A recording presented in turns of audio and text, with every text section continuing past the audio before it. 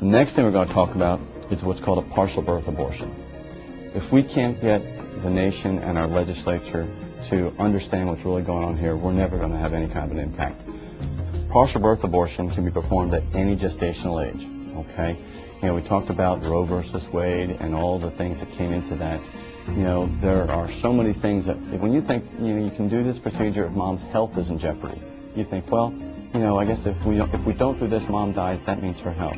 Health is defined as physical, emotional, psychological, age, familial. So just not anything too young, too old, anxious, depressed. Any of these things can be considered health and have these procedures be performed. But with a partial birth abortion, the baby is there up on the inside and the baby is alive. All right. They will then use an instrument. They dilate the cervix. Sometimes it takes a couple of days to open up the cervix enough in order to deliver the baby. And this can be done at any gestational age. But what's done is then the baby's foot is grabbed up from the inside and it's brought back down. All right. So we're essentially delivering this baby breech. All right. And when the first foot is brought down, the baby is still alive. They then reach up and they'll deliver the second foot and the second leg. Now they have a good grip on the baby, and baby's alive, and baby's, you know, moving around. Then they'll put a little bit of traction on. They'll start to bring the baby down a little bit more. And as they're bringing the baby down more, the arms start to come into view. And they'll reach up with one finger. They'll grab the right arm. They'll sweep it down, and they'll deliver the right arm. Then they'll rotate the baby around, and they'll deliver the left arm.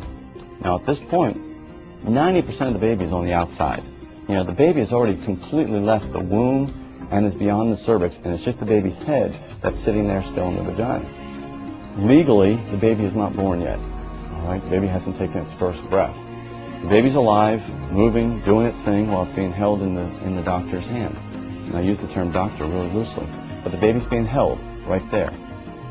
But what they need to do now is they need to, you know, do the abortion procedure. They need to kill the baby. And the way they do that, it's one of the more common ways, is they'll use a pair of scissors like this. Now, you remember from your biology class, remember the foramen magnum, that hole in the base of the skull where your spinal cord comes down from the brain into the back, into the spine?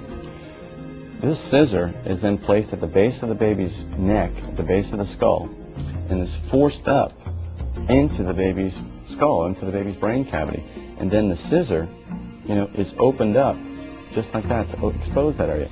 If this doesn't kill the baby just by doing that, then the thing they can do is they can then take a suction curette, place it up into the hole they just made, up into the baby's brain, and then turn the suction machine on. Just like it crushes a steel can, you can imagine what it does to the baby's brain up there on the inside.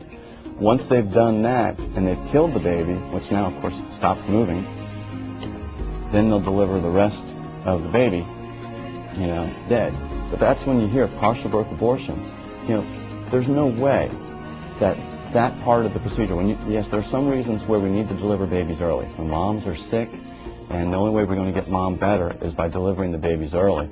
But to deliver the legs, the belly, the chest, and both arms of this baby, and then kill the baby at that point, how does killing the baby at that last second protect the mom at all? It doesn't. You know, it's just a way of being able to justify in somebody's head killing babies at any gestational age, whether it's the first trimester, the second trimester, or the third trimester. But that's what a partial birth abortion is. When it comes up in the news and it comes up, you know, in the legislature, that's what's really going on. Just picture that. I mean, babies that would do just fine. We have babies that do well at 23, 24, 25 weeks at our intensive care nursery, and we have great survivals. I mean, these are babies that are even further along than that.